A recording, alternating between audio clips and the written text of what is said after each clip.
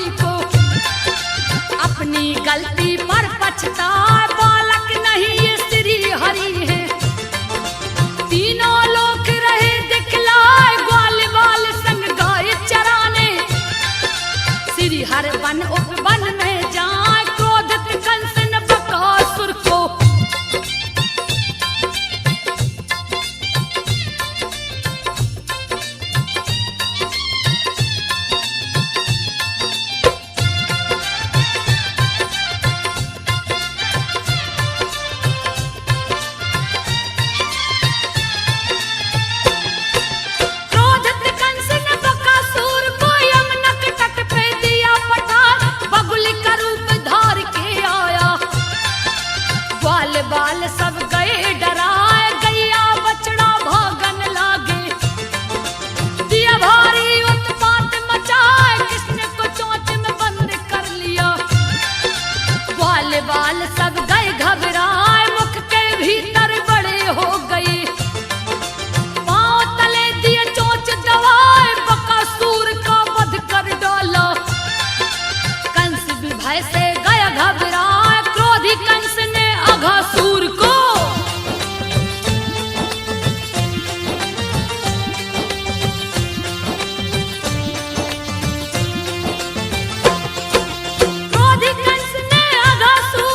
तब गोकुल में दिया पठार। अघासुर ने सांस को खींचा, ग्वाल बाल गए मुख में समाए। देख के व्याकुल ग्वाल बाल को कृष्ण रूप लिए बेहद बना, पेट फट गया अघासुर का। दर्द के मारे रह चिल्लाए, अघासुर का वध कर डाला। ग्वाल बाल को दिए छुड़ाए, खुशी खुशी सब हर्षित मन से अपने अपने भवन को आए। अघासुर को मार के कान्हा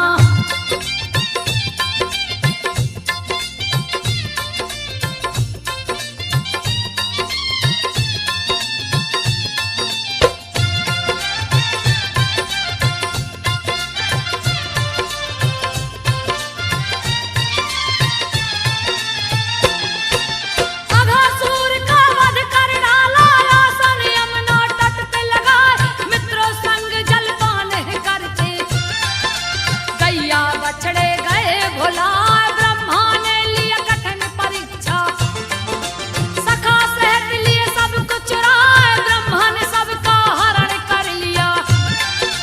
कोई कहीं नजर नहीं आए, उसका भी वो हरण करते। जो भी उसको खोजन जाए, देख के असमय आई विपत्ति।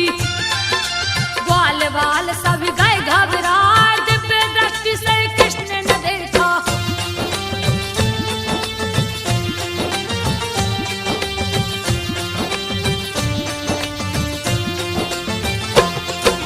दिव्य दृष्टि से कृष्ण ने देखा, ब्रह्मा से नजर गई टकराए। ब्रह्मा को चोरी करते देख के कृष्ण जी मन ही मन मुस्काए। सारे सखा बिछड़े गायों से, कृष्ण जी ने है दिया छुड़ा। दूसरी बार जब ब्रह्मा जी ने सोचा सभी को फिर से चुराए, गैया बछड़ा नजर न आए। कृष्ण कृष्ण नाए दिखलाए, चारों तरफ ही कृष्ण भरे, जिनकी गिनती की नहीं जाए। ओठ पे मुरली को रख कर प्रभु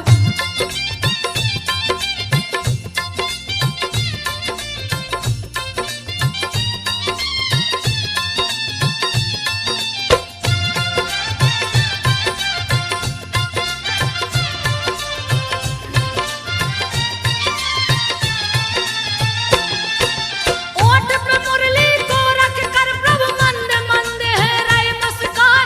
शंख चक्र गदा पद्म है सोए, दिए चतुर्भुज रूप बनाए। चोरी के पाप से बचने को ब्रह्मा कृष्ण की स्तुति रहे सुनाए। बोले जय हो कृष्ण कन्हाई, ओम नमो भगवते वासुदेवाय। आप ही माता पिता सखा हैं, आप ही तो है मेरे भाई। लेना चाहा परीक्षा आपकी, मेरी चूक क्षमा हो जाए। ब्रह्मा जी को किए माफ प्रभु।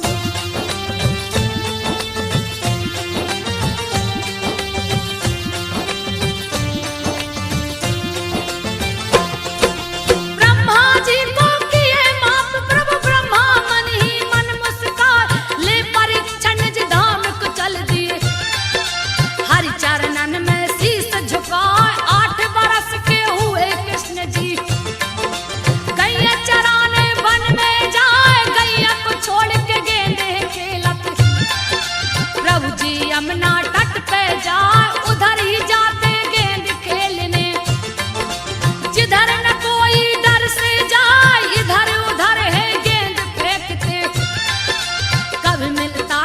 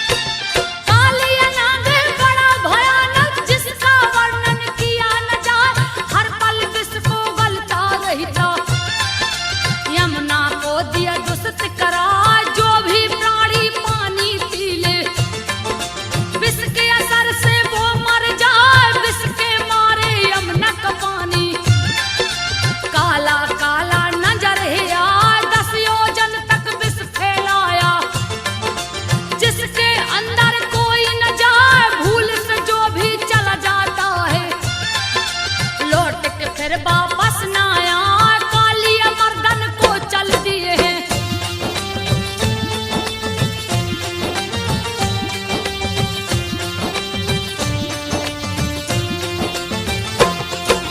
गेंदगिरी यमुना में जाके कालिया जिसमें ढेरा जवान, उसके विष से यमुना का पानी 10 कोस तक खोलत जाए, कूद पड़े हैं जिसमें कन्हैया। गेंद को लिए बहाना बनाए, बात तो कुछ और था वहाँ की। बात को सुनिए ध्यान लगा, एक दिन नंद से कंस ने बोला, फूल पर जात कदों मुझे लाए, नहीं तो जान से मार डालूंगा। नंद जी सुन के गए घबराए, कौन सा बात जो कृष्ण न जाने।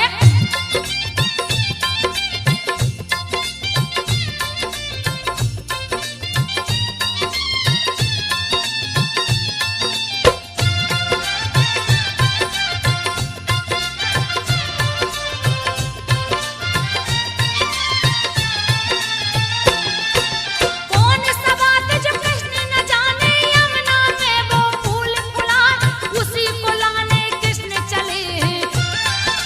यमुना अंदर गए समाए, क्रोध में काली नंग फुफकारे, कौन गया मेरे घर में आए, लाल नेत्र से कृष्ण को देखा। श्री कृष्ण से गए टकराए, आग के जैसा विष है उगलता, जकड़ लिया श्री कृष्ण को जाए, प्रभु के मस्तक पे फन मारा। चोट पे चोट है करता जाए, श्री कृष्ण जी क्रोध में आकर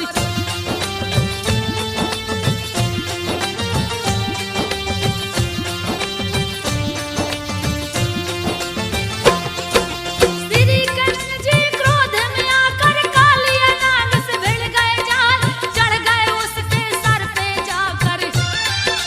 कालिया नाग गया घबराए, शिथिल हुआ वह 100 फणधारी, करने लगा वो हाय रे हाय, तांडव नृत्य कर श्री कृष्ण ने।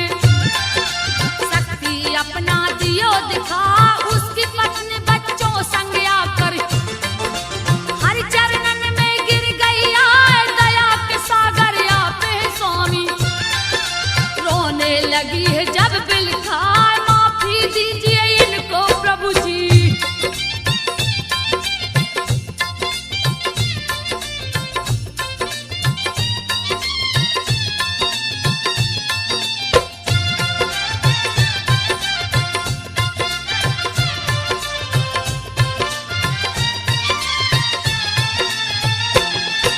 माफी दीजिए इनको प्रभु जी, दास लीजिए अपना बना, मेरे सुहाग की रक्षा कीजिए।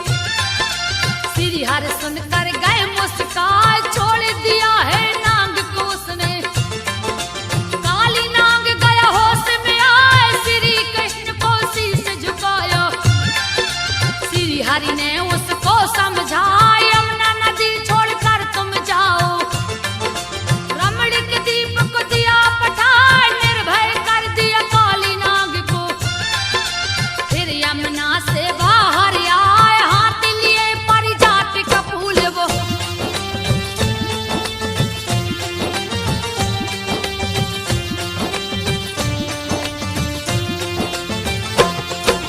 हाथ लिए पारिजात का फूल वो, ब्रजवासी सब देखा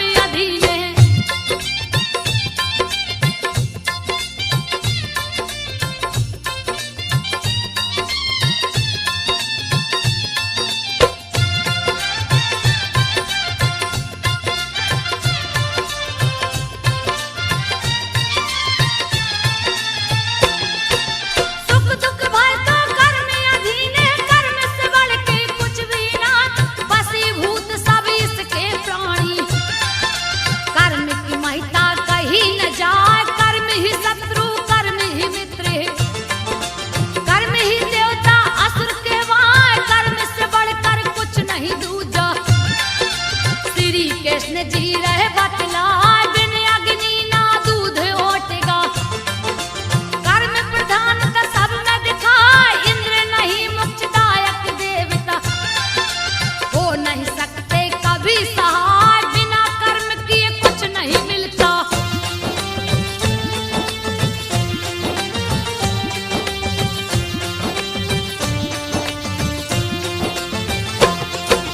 बिना कर्म किए कुछ नहीं मिलता, श्री कृष्ण जी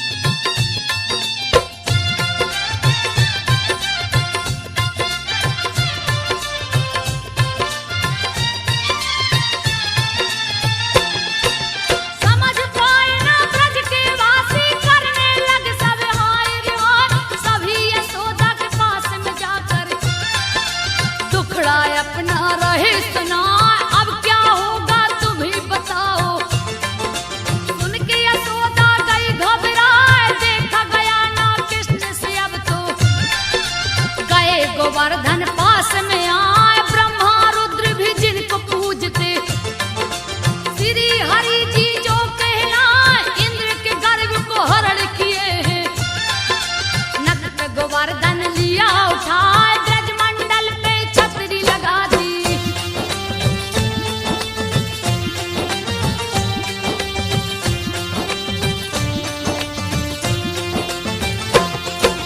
ब्रजमंडल पे छतरी लगा दी, सबको लिया वहीं बुलवाए, इसी के नीचे सब कोई रहिए। श्री कृष्ण बोले समझाए, किसी को कोई कष्ट रहा ना। ब्रजवासी सब देख चिहाए, चक्र सुदर्शन छोड़ दिया है। जो वर्षा को रोकने जाए, एक बूंद जल गिरा न ब्रज में। देख इंद्र जी गए घबराए, सबको आनंदित देख यशोदा। कहने लगी वो पति से जाए, 7 बरस का मेरा कन्हैया।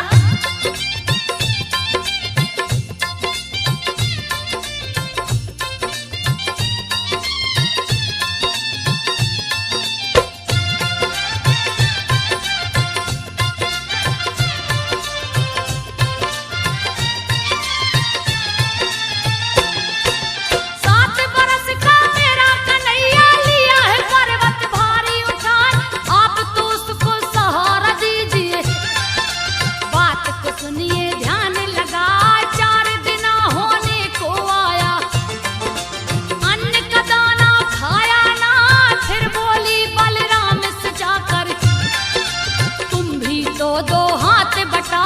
नंद रानी लगी शिव को मनाने, पार्वती का ध्यान लगा, मेरे पुत्र की शक्ति बढ़ाना।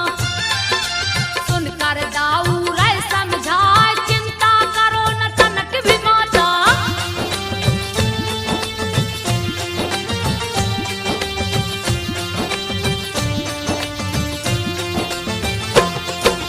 चिंता करो तनक न माता, क्यों व्यर्थ में तुम घबरा। किसके जैसा करोड़ों पर्वत, एक पल में श्री कृष्ण उठाए। खुश हो गई ये सुन के यशोदा, उसी से फूली नहीं समाए। 7 दिनों तक बरसा पानी, जल में भोंका गया और आए। थक के हार गई इंद्र की सेना, प्रलय का बादल गए घबराए। हुए व्याकुल तब इंद्र देवता, गलती पर अपनी पछताए। बादल फट गए, हवा बंद हुई,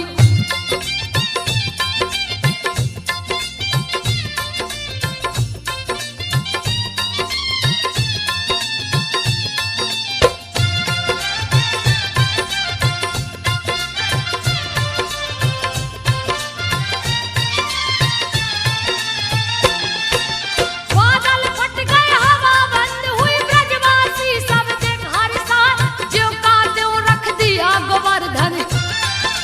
ब्रजमंडल में धूम मचाए, नंद संग बलराम यशोदा। श्री कृष्ण को गले लगाए, इधर इंद्र के दूत तो सारे। इंद्र से बोले जा सिरनाए, श्री हरि रूप श्री कृष्ण है, उनकी शक्ति कहीं न जाए। इंद्र चले हैं चढ़ के अरावत, श्री कृष्ण को शीश झुकाए। श्री कृष्ण की महिमा न्यारी,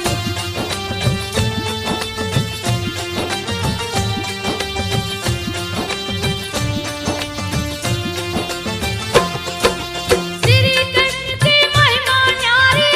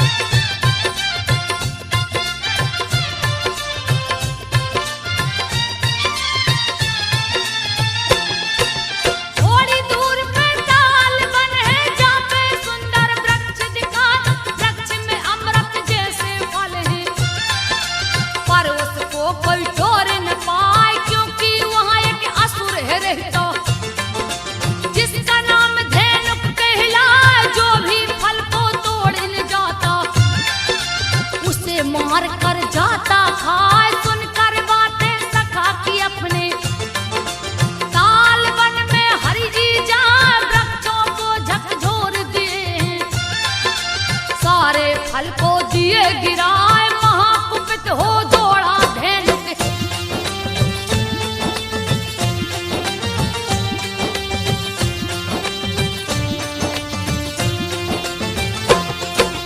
महाकुपित हो दौड़ा धेनुक, बलराम से जा गए टकराए, बलराम को है चोट पहुंचाया, छाती पे दिया लात चलाए,